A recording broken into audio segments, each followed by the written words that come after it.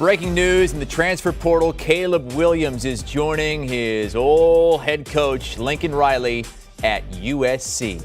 He was the top-ranked player in the transfer portal, five-star recruit from the class of 21, started 7 games last season for Oklahoma, threw for nearly 2,000 yards, 21 touchdowns, another 6 on the ground, and he is ready to fight on with the USC Trojans. So, the quarterback shuffle continues in college football with Williams joining USC, Quinn Ewers going from Ohio State to Texas, Jackson Dart to Ole Miss, and the list goes on and on and on and on, and it will continue going on and on. Let's get Josh Pate in here, host of the Late Kick podcast. Josh, who would have thought that he would end up with his old head coach, right? Who saw this coming? Not you. I didn't know the date, at least. No one could have guessed the date. You know, there's a lot of different angles you can go at here. But there's one angle out there that I don't think is going to be touched on so much today, but moving forward it will be. Yes, we know this is a big impact player. Yes, we know certainly there's a massive ripple effect. An alligator, because we're in Florida, it's like a keystone species. This is kind of a keystone move in the transfer portal because so many guys are impacted, so many coaches are impacted. But I'll tell you what else to pay attention to there, Chris. It's the question not of if you're capable of doing it, but if you leave your old employer these days, should you be able, or should you just raid the roster? Because that's what Lincoln Riley did here, and there's going to be this big sort of overarching college football ethics question moving forward of just because you can do something, is it fair game for you to do that? Now, that's a story probably for another day, but Caleb Williams, the player, yeah, this is a big-time deal. It's what Southern Cal fans expected when Lincoln Riley was hired. And also, you got to ask yourself now, how does this upend the entire structure of the sport? What are you capable of doing now?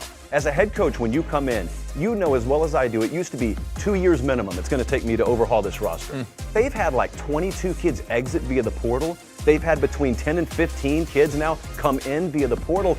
That's the equivalent of what it used to take multiple full cycles and full years to do. And it's important to note for the viewers, Lincoln Riley has not even conducted a spring practice in Los Angeles yet. And they have the 5th best odds to win next year's college football national championship. Where do you put USC right now? I know we're way out in front of the horse, right? We're way out in front of it. But USC, you saw those odds. There are believers, and now they have their quarterback. How good can they be? Well, the problem with them, it's been quarterback play, but it's been line of scrimmage. And it's something that if you watched Utah beat up on Oregon and then just run it back on repeat in the Pac-12 championship game, and you've watched what a program like Utah's been able to do out west, it's doing what Southern Cal has not been able to do, and that's be dominant in the trenches, dominant along the lines of scrimmage. Now, this is Caleb Williams coming in, so we're not talking about an offensive tackle here or, a 5-star future first-round defensive end.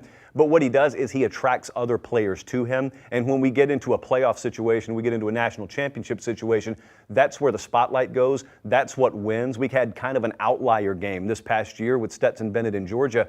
But by and large, it does get them a lot closer. But I'll tell you, it would not surprise me at all if we watched them this coming year and we watched Caleb Williams and a mixture of good to very good to sometimes elite play, but we find ourselves looking at that screen, or maybe if we're there in person, looking down on the field and saying, wow, they're a year away. Give Lincoln Riley one more year and his staff one more year to accumulate elite interior offensive line depth.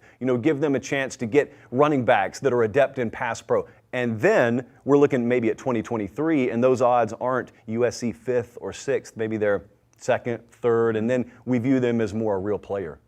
How did so many people fall for the Wisconsin rumors that Caleb Williams might actually join a pro-style offense in Wisconsin that's all about big guys up front and running the football? You've seen Shawshank Redemption. Yeah. Well, hope is the best of things. And I think a lot of people had hope.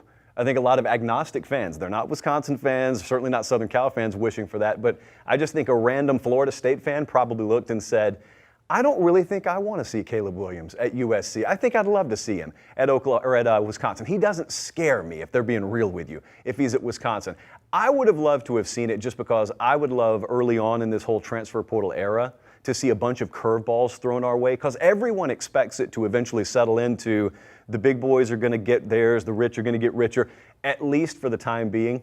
I would love for there, I can't believe I'm going to say this, I would love for there to have been an era of innocence about the transfer portal, but no, Caleb Williams to USC. Everyone had the graphics ready, and now you hit roll on them. Did you see the video of the kid in Wisconsin who was drinking the raw egg every day until Caleb went to Madison? Yeah, it is dirty bulk season. Well, you drink raw eggs every day too, so I mean, is that necessarily a bad thing if he has to continue this because he's not going to do it?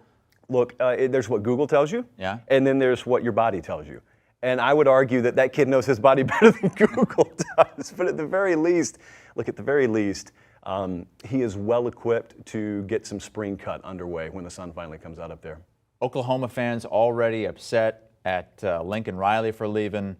They're going to be even more peeved now, aren't they? I think this is a huge story moving forward. And I know we don't have time for it, but like that entire, if you leave, not what you're capable of doing, but ethically, like where does this line up? Or is that a dirty word? Do we not even throw around the word ethics? Is all's fair in love and war and portaling? College football, ethics, they've never been farther apart, I don't think, than they are right now. Josh Pate hosted the Late Kick podcast with us here on CBS Sports HQ. Josh is in studio with us because he's going to be helping us with our signing day coverage tomorrow. You can hear him and watch him every Tuesday, Thursday, and Sunday, 8 p.m. Eastern Time on the Late Kick podcast, which you can watch live on YouTube and Facebook. And we are following breaking news here on CBS Sports HQ, where Caleb Williams has decided to transfer to USC. He made it official himself, putting a post on social media saying "fight on" there. Not a surprise by many. Caleb Williams taking over for Spencer Rattler at Oklahoma this past season, helping to lead the Sooners to a 9-2 record, a win over Oregon in the Alamo Bowl. Of course, Lincoln Riley announcing toward the end of the season that he would be leaving to go be the new head coach at USC. Many wondering if Caleb Williams would follow in his footsteps, and that he has. Let's welcome in two of our experts, Chris Hummer and Dennis Dodd, to talk about this. Dennis, I'm going to start with you. We were talking to a lot of people yesterday saying, what's going on with Caleb Williams? We're hearing a lot of rumblings. Wisconsin was thrown in the midst, and everyone we talked to said, I think he's going to go to USC, and sure enough, here we are. Yeah, I think USC was going to be the destination all along. There are a couple things in this decision, I think. USC just started classes.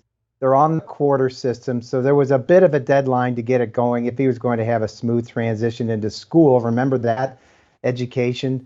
You had the Wisconsin thing out there. I know people in the Graham Mertz camp,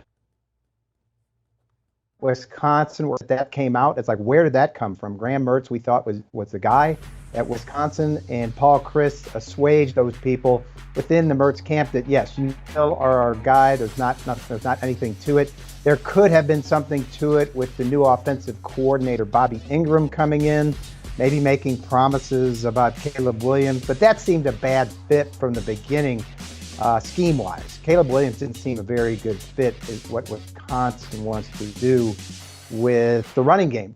So this automatically puts USC, I think, in the top 25 going into next season, considering what Lincoln Riley done in the transfer portal.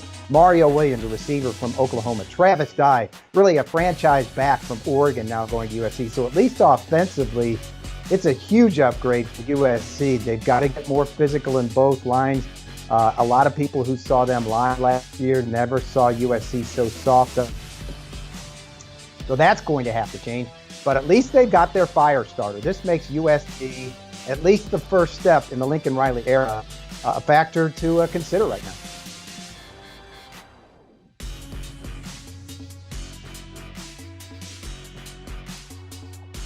Yeah, I think Caleb Williams is a huge addition for USC.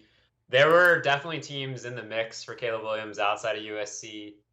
UCLA was in it. Wisconsin was definitely in it late in the process. I think Caleb probably always wanted USC, is what this turned out to be.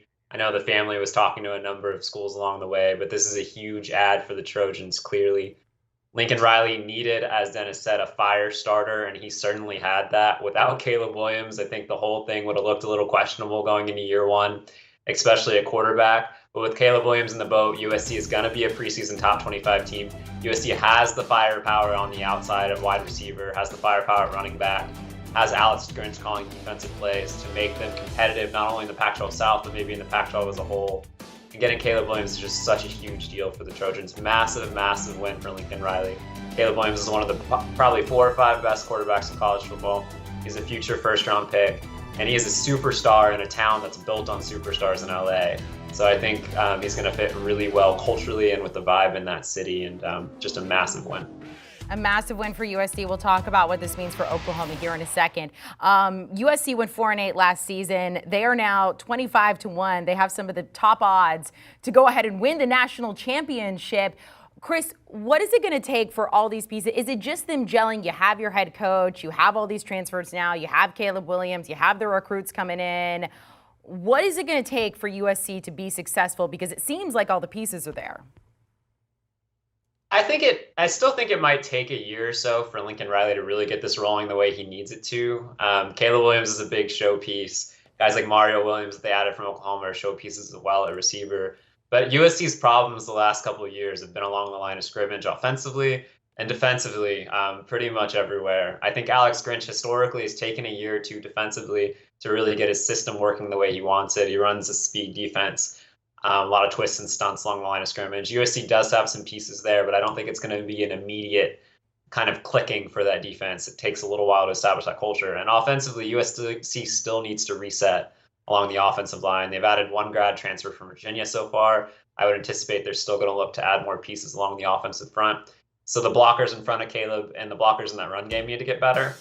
But given Caleb Williams is there and given the firepower they have at some of the skill positions, I think USC will be very relevant in the Pac-12 at least. But I do not think I'd be betting those USC national title odds with Caleb Williams, at least in 2022. I think they have a much better shot in 2023. And you may not say the same thing about Oklahoma when it comes to betting those odds, but what does this mean for the Sooners? I mean, you have Dylan Gabriel now there.